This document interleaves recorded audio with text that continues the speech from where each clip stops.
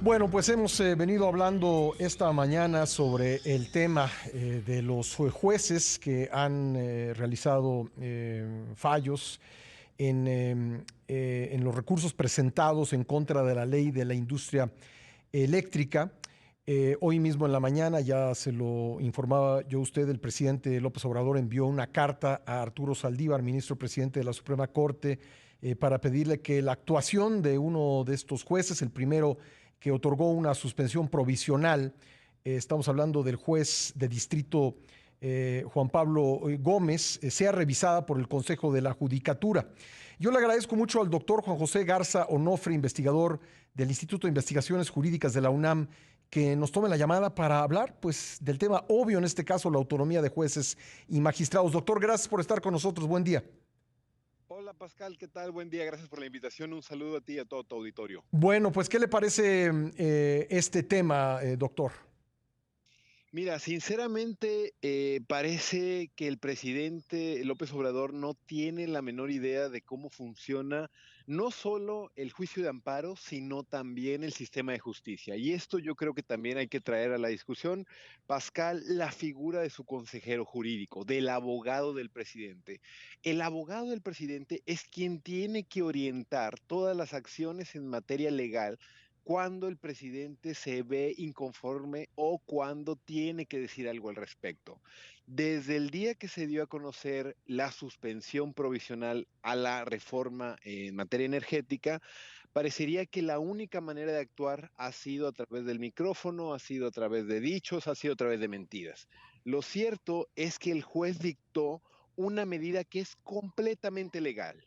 Así que cuando el presidente López Obrador intenta decirle al presidente de la Corte, Arturo Saldívar, que revise la actuación del juez, que tienen que tener cuidado con cómo ahora se expiden estas resoluciones de forma tan rápida. Parecería que el presidente no hace caso al derecho, ignora las reglas, él cree que está por encima de las reglas y trata de hacer política, amedrentando e interfiriendo en la autonomía del Poder Judicial. Esto me parece bastante grave, no se había visto en otras ocasiones de manera pública, de manera tan burda, y esto yo creo que va a dejar un muy mal precedente para que futuros jueces, para que futuros recursos puedan tener la absoluta libertad de garantizarse con plena autonomía cuando no se hagan las cosas bien. Hay que decir, Pascal, esto no es un tema ideológico, esto no es un tema político propiamente. Ujú. El Poder Judicial, los jueces de distrito, los magistrados, están para revisar que las leyes se hagan bien, para enmendarle la plana al Poder Legislativo cuando afecten otros derechos. En este caso, la reforma energética, tal parece, el juez lo ha considerado así, que afecta no solo la competencia, sino también derechos del medio ambiente. Se tiene que revisar, le guste o no al presidente, más allá de que quiera usar sus influencias para amedrentar a jueces de otras instancias. Ahora, digamos, si como parece el presidente, pues, digamos, está inconforme, discrepa con la resolución del juez de otorgar esta suspensión, ¿qué podría hacer, digamos, él para, pues, quejarse de esto sin que esto sea interpretado como una presión al Poder Judicial? Claro, existen recursos legales, Pascal. Ahí es donde parecería que el presidente domina la política, pero no propiamente la técnica jurídica. Por eso es responsabilidad de su abogado, del consejero jurídico, recomendar cuáles van a ser las acciones para que esto pueda seguir su curso. En este caso, eventualmente se va a dictar otra resolución para saber si no solamente la ley queda en suspenso, sino también de forma definitiva. Y esta resolución que dictó el juez Gómez, se tendría que volver a impugnar en la Suprema Corte de Justicia de la Nación. Hay que recordar que la reforma en materia energética se hizo al vapor, se hizo en un lapso bastante rápido y así va a tener que enfrentar no solamente amparos, sino también otros medios de control como son las acciones y las controversias constitucionales. Entonces, al final, el presidente, antes de estar litigando en medios, tendría que preparar los recursos para inconformarse ante la Suprema Corte a su debido tiempo. Esto va a llevar tiempo, esto va a llevar algunos meses y lo cierto es que si se sigue actuando de esta manera, lo único que está haciendo es predisponiendo a los jueces a que vean a toda la batalla mediática y política que se van a enfrentar. ¿Esto podría significar para algunos jueces, digamos, una presión, algo que influya en la toma de su decisión? Sí, claro, Pascal, yo lo veo así. O sea, desde la semana pasada el juez ha estado en todos los reflectores, se han dado a conocer sus datos personales, hoy que dice que tiene cierta afiliación con algunos personajes que el presidente considera de un antiguo régimen. Esto afecta. Los jueces, hay que entenderlo, no son robots, no son máquinas.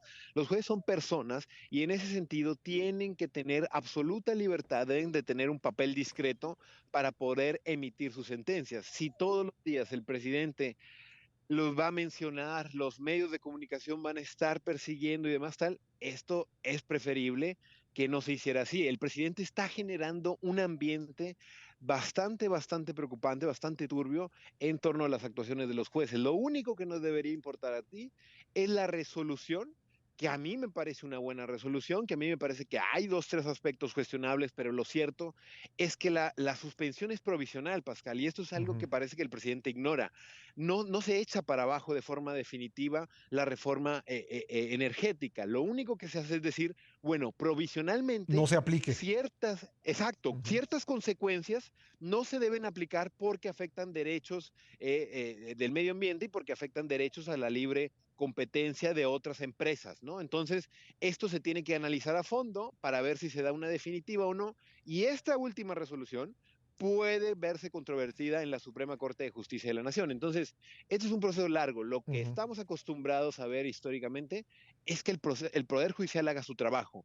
Ahora, cuando está haciendo su trabajo, parecería que el Poder Ejecutivo interfiere. Y hoy que el presidente paradójicamente se queja de que sea una justicia rápida, el presidente ignora que todos los días, Pascal, todos los días de México, los días hábiles, se emiten resoluciones de índole provisional para que no entre en vigor reformas que están mal hechas, que hay que estudiar con mucho más cuidado y que por como están las mayorías, parecería que tienen absoluta libertad de legislar cualquier cosa. Entonces, es un tema que necesariamente implica unos cuantos meses, Ujú. estudio de fondo y no necesariamente un litigio en la política, sino en los tribunales. Ahora, me queda claro que no es muy común que el presidente escriba al titular de la Suprema Corte para pedirle que el Consejo de la Judicatura investigue la actuación de un juez, pero aún así digamos, está cubierta por la legalidad, digamos,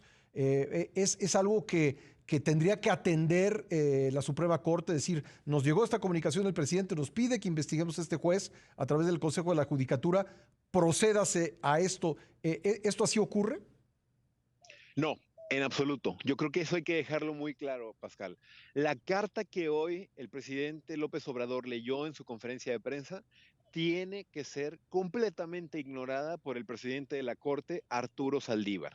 Arturo Saldívar no tiene alguna facultad o potestad especial para atender los requerimientos que tiene el presidente de la República. Ahí es donde empieza a enturbiarse el asunto, porque parecería que la cercanía, y ya lo hemos visto, ya lo hemos también platicado contigo, en casos como la consulta popular, ¿no? Parecería que la cercanía de algunos ministros de la Suprema Corte al presidente de la República es mucha y es cercana y es de amistad, y creo que la reforma judicial es un buen ejemplo de cómo el presidente López Obrador le dio toda la confianza a Saldívar para impulsar su reforma. Bueno, esto legalmente no tendría ningún efecto jurídico. Lo que pasa aquí es que por la gran popularidad del presidente y por sus vínculos y por la influencia que tiene, pues parece que no viene a cuento. Definitivamente, el Consejo de la Judicatura tiene que actuar de forma independiente, autónoma y no por órdenes de otro poder que es el de López Obrador.